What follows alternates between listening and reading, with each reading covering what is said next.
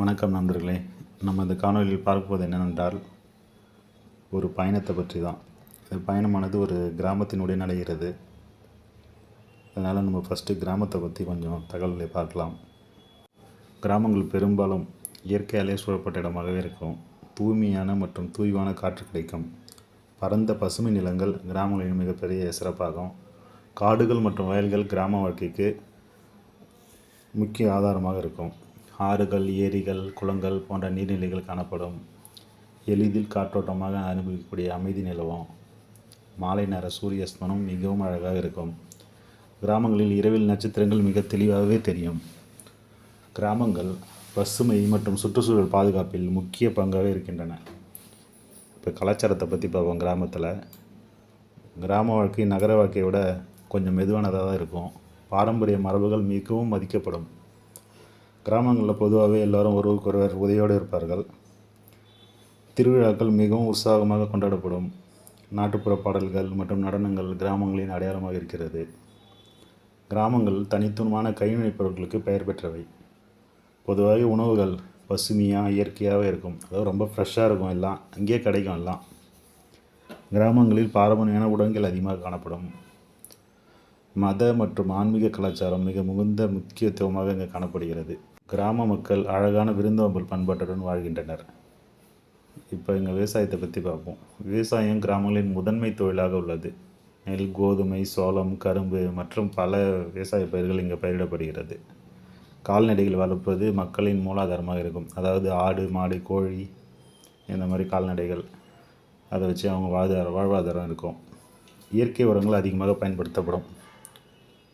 மேலும் மண் மற்றும் நீர் மேலாண்மை கிராமங்களில் அதிகமாக இருக்கும். அதாவது ஏரி, குளம், கண்மாய் அந்த மாதிரி எல்லாமே இருக்கும். கிராமங்களில் கருவிகள் மற்றும் இயந்திரங்கள் குறைவாக பயன்படுத்தப்படுகின்றன. மாடு மற்றும் மாட்டு வண்டி அந்த மாதிரி உழவு கருவிகள்லாம் மிருகத்தை யூஸ் பண்ணி அதை பயிரிடுற முறையெல்லாம் இருக்குது. அதனால் அதிகபட்சமான நவீன கருவிகள் இப்போ வந்துடுச்சு. முன்னைய கிராமங்கள் அந்த மாதிரி இருந்தன. அப்புறம் ஜமீன் முறை, பண்ணை முறை போன்ற மரபு விவசாய முறைகள் காணப்படும். சந்தையில் விளைபொருட்களை விற்பனை செய்யப்படும். எப்போவுமே வாரத்துக்கு ஒரு முறை அந்த மாதிரி அவங்களோட விளைபொருட்களை சந்தைப்படுத்தி அதை விற்கிற பழக்கம் அங்கே இருக்குது. கிராமங்களில் பாரம்பரிய தொழிலான கட்டட வேலை மற்றும் தோட்ட வேலை இவையும் காணப்படும். இப்போ சமூக அமைப்பை பற்றி பார்ப்போம். கிராமங்களில் பொதுவாக கூடங்கள் இருக்கும். அதாவது ஊர்க்கூடங்கள், கோயில்கள் மற்றும் மக்கள் எல்லாம் ஒன்றா கூடுறதுக்கு அதான் ஒரு முக்கியமான இடமா இருக்கும். இங்கே கிராமத்தில் பொதுவாகவே பெரியவர்களை மதிக்கும் பண்பு அதிகமாக உள்ளது. பெண்களும் கிராமங்களில் பல்வேறு பணிகளில் ஈடுபடுகிறார்கள். குழந்தைகள் நல்லா பரந்த வெளியில் விளையாடுறதுக்கான வாய்ப்பு மிக எளிதாக கிடைக்கிறது. கிராமங்களில் பெரும்பாலான பிரச்சனை பொதுவாகவே தீர்க்கப்படுகின்றது.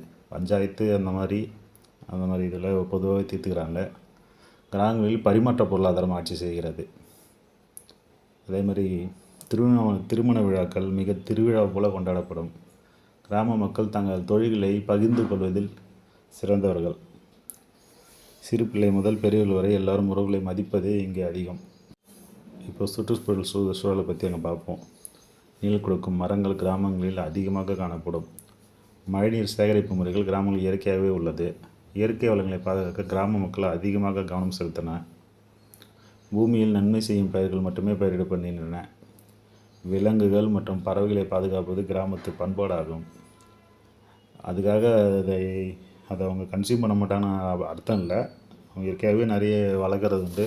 அதை அவங்க பெரும்பாலும் விற்பனைகளும் செஞ்சு வருகிறார்கள். ஆனால் அவங்களோட விலங்குகள் மேலே அவங்களுக்கு அன்பு செலுத்துறது அதிகம்தான். கிராமத்தில் காற்றோட்டமான வீடுகள் சிதைந்த சூழலில் வசிக்க உதவுகின்றன. கிராம மக்கள் இயற்கை நிலத்தையே வாழ்வமாக வைத்துக் கொள்கிறார்கள். சுற்றுச்சூழலுக்கு தீங்கு விளைவிக்காத மரபுகளை பின்பற்றுகிறார்கள். விவசாய தாழ்வுகளை நிவர்த்தி செய்ய மக்கள் முயற்சி செய்கிறார்கள். இவையெல்லாம் கிராமத்தோட எனக்கு தெரிஞ்ச சிறப்புகளில் கொஞ்சம். கிராமங்கள் பொதுவாகவே இயற்கையுடன் இணைந்த வாழ்க்கையோட உள்ள ஒரு அடையாளமாக இருக்கின்றன.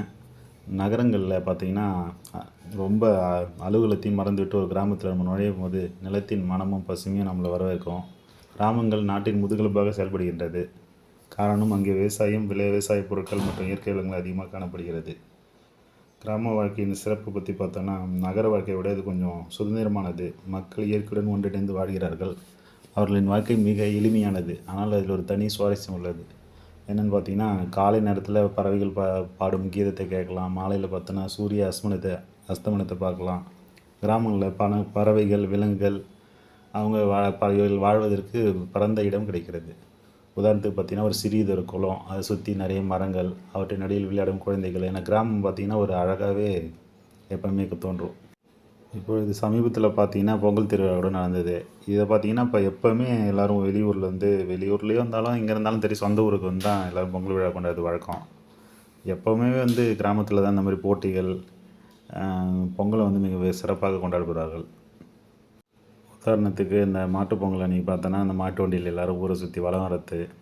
ஒரு சில கிராமத்தில் இப்போ மாட்டு வண்டிக்கு பதிலாக அது டிராக்டராக மாறிடுச்சு. எப்படி இருந்தாலும் குழந்தைகள் அதில் எல்லோரும் சேர்ந்து பயணிக்கிறது, சந்தோஷமாக சுற்றுறது ஒரு ஜாலியாக இருக்கும் பார்க்குறதுக்கு. இதில் காணும் பொங்கல் மட்டும் விதிவிலக்கு. எல்லா மக்களும் பக்கத்தில் இருக்கிற சுற்றுலாத்தலம், அது சிறு நகரமாக இருந்தாலும் அங்கே பார்த்து எல்லோரும் சென்று தனது பொழுதை கழித்துட்டு வருவார்கள். இவ்வளோ நேரம் காணொலியை பார்த்ததுக்கு மிக்க நன்றி. வீடியோ பிடிச்சிருந்தா லைக் பண்ணுங்கள், சப்ஸ்கிரைப் பண்ணுங்கள்.